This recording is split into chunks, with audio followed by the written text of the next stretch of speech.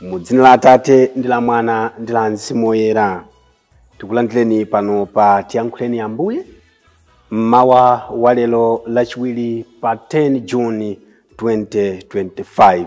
Mauyamba akuchokera mkalata yachiwiri ya Paulo woyera kwa Akorinto, mutu 1 ndime 18 mpaka 22.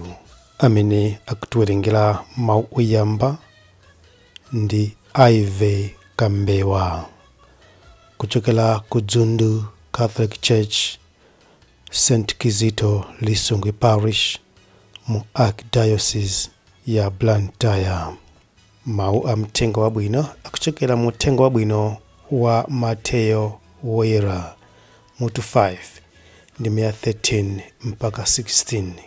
Amene akutuwerengera mau amtengo wabwino komanso kutigawira mau ndi Reverend Father Luke Anatole Weremo, achipani cha Common Missionaries, kuchokera ku St. Kizito Lisungwe Parish, mu Archdiocese ya Blantyre.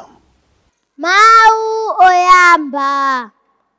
Mau ankalata yachiwiri ya Paulo woyera kwa Akorinto.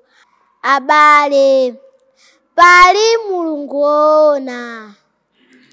Ndikulumbira kuti mawu athu amene timakuwuzani sali inde ndiponso ayi. Yesu Khristu, Mwana wa Mulungu, amene ine ndi Silivano ndi Timoteyo tidakulalikirani, sanali inde ndiponso ayi pa nthawi imodzi, koma nthawi zonse anali inde wa Mulungu. Ndipo zonse zimene Mulungu adalonjeza zidachitika ndi inde ameneyu. Chifukwa chake mwa Yesu Khristuyo timanena kuti ameni. Kulemekeza Mulungu. Mulungu ndi amene amatikhazikitsa pamodzi nanu mwa Khristu. Ndiye amene adatidzoza natisindikiza chizindikiro chake, ndikuyika Mzimu Woyera m'mitima mwathu ngati chikole. Mawu a Ambuye. Tithokoze Mulungu. Ambuye akhale nanu. Mawu amuthenga wabwino monga adalembera Mateyu woyera. Ulemu kwa inu. Tuwerenga uthenga wa Mateyu mutu wa 5 ndime ya 13 kulekera 16. Pa nthawi yomweyo Yesu adati, inu ndinu mchere wa dziko lapansi, koma ngati mcherewo watha mphamvu, mphamvu zakezo nkuzibwenzeranso nchiyani? Ulibenso ntchito mpang'ono pomwe, koma kungowutaya kunja basi, anthu nkumawuponda. Inu ndinu kuwala kuwunikira anthu onse. Mudzi wokhala pamwamba pa phiri sungabisike. Munthu sati akayatsa nyale nkuyivindikira ndi mbiya, koma amayika pamalo oonekera, ndipo imawunikira anthu onse amene ali m'nyumbamo. Chomwechonso inuyo muzionetsa kuwala kwanu pamaso pa anthu, kuti ataona ntchito zanu zabwino azilemekeza Atate anu akumwamba. Uthenga wa Ambuye. Ulemu kwa inu Ambuye Yesu Khristu.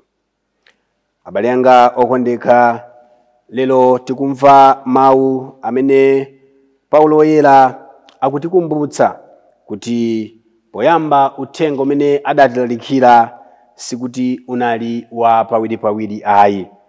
Akutero kuti abale pali Mulungu woona, ndikulumbira kuti mawu athu amene timakuwuzani sanali inde ndiponso ayi pa nthawi yomweyo. Anzathu amene anaphunzira maphunziro ozama amati kuli principle of contradiction. Paulo akufuna atiphunzitse kuti uthenga wa Mulungu sumakhala kuti inde pamene zatikomera kenaka nkudzaukana pamene ifeyo sizinatiyendere kapena kutikomera, pamene zayenda mukufuna kwathu kumati inde, pamene sizinayende nkusafuna kwathu nkumati ayi. Akuti uthenga umene tidakulalikirani udali kuti inde. Chifukwa chake mwa Yesu Khristu timanena kuti amen, kulemekeza Mulungu. Kodi mawu amenewa akufuna atiphunzitse kuti chani? Mawu amenewa akufuna atiphunzitse kuti ifeyo a Khristu monga mmene uthenga uja kunenera tisakhale anthu apawiripawiri iyayi, anthu amene nthawi yomweyo tikuli mbali kenaka nthawi inanso tikunena za mbali inayi. Sitingakhale mchere kometsera dziko lapansi. Tikuyenera kukhala Khristu osankha chimodzi. Tili mwichi kapena muchinachi, koma sitingakhale mu zonse nthawi imodzi ayi. Ngakhale munthu akamayenda ulendo amayenera kuyika miyendo yonse kutsogolo nkumapita. Sangatayika mwendo wina mbali kenaka mbali ayenda bwanji ndi zovuta. Chisakhale Chikhristu cha inde pamene zandikomera, kapena Chikhristu cha ayi pamene uthengawo ukutsutsana ndi ntchito zanga zolakwika. Zimenezi zikufuna zizamitse moyo wathu wa Chikhristu kuti tikhale a Khristu oona mtima, a Khristu amene tikuvomera ntchito kapena kuyikana, a Khristu amene tikupezeka kapena kusapezeka, a Khristu amene inde tikukhulupirika kapena kusakhulupirika, tikhale chimodzi. Monga mmene uthenga uja watifotokozerera kuti inu ndinu mchere umene umakometsera dziko lapansi, mchere umene umakometsa ndiwo. Ndiye achenjeza kuti mcheretu imafika nthawi yakuti mphamvu zake zimatha. Mphamvu zake zikatha sumakhalanso ukugwira ntchito. Mphamvu zikatha amaupondaponda, amautaya nkupondaponda. Ilipo nthawi imene ife a Khristu, Chikhristu chathu chimasuluka, chimatha mphamvu, chimatha msuzi, chifukwa ndife anthu apawiripawiri. Lero tinena izi, mawa tinena zina. Lero tilumbira kuti Ambuye Yesu tikutsatani, mawa timuthawa Ambuye Yesu chifukwa timakomedwa kwambiri ndi dziko lapansi. Masana tila Khristu, madzulo tikukapanga zina zosemphana ndi Chikhristu. Paulo akubwereza kuti yayi, ife zimedalalikira ndi mbali imodzi, akhale inde, ndipo mawu amenewa tizigwirizana nawo. Ife kuti tiluze mchere, ife kuti nyale yathu tizimitse, ndiye kuti tikusemphana ndi ufumu wa Mulungu. Paulo yera akutero kuti ndiye amene adatidzoza natisindikiza ndi chizindikiro chake ndi kuyika Mzimu Woyera m'mitima mwathu ngati chikole. Ubatizo uja udasanduka chikole. Makamakanso sakramenti la Ukaristiya ndi chikole chimene Ambuye Yesu adatipatsa. Timapangana naye chikole chimene chimobwereza kuti akhale mwa ife, ifenso tikhale mwa iyeyo ndithu. Ndiye amene amakhala ali ndi chikole amakhala munthu okhulupirika. Kodi zimativuta pati kuti tikhale a Khristu osankha njira imodzi? Zimativuta bwanji kuti a Khristu tikhale anthu amene tikutsatira njira imodzi? Pachichewa pali mawu kuti ichi chakoma pusi adagwa ndi chagada. Chikhristu chakoma, chikunjanso chakoma, tidzagwa chagada, tidzachoka mchere wathu. Tikuyenera kukhala a Khristu nthawi zonse. Kaya ndi usiku tikhale a Khristu, kaya ndi usana tikhale a Khristu. Pena zikuyenda tikhale a Khristu, pena sizikuyenda ndifebe a Khristu, chifukwa adalonjeza kale kuti njira yake ndiyo papatiza. Akati kupapatiza kumafunika chamuna, kumafunika kulimba mtima, kumafunika kuonetsa effort kuti ndikufunadi. Kaya ndikupuka mbalimu chifukwa khomo lopapatiza sumalowa mwaufulu. Tikuyenera kukupuka pena pake, tikuyenera kusupuka pena pake, tikuyenera kutuka magazi pena pake. Chimenecho ndiye Chikhristu, abale anga okondeka mwa Ambuye. Ndipo tikakhala a Khristu amene tili achamuna, a Khristu okhulupirika, ndiye kuti tidzawala nthawi zonse ngati nyale imene sitingayivundikire ndi mbiya.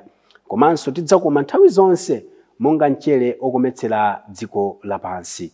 Kodi inuyo nthawi zonse ndinu anthu amene mukuwala?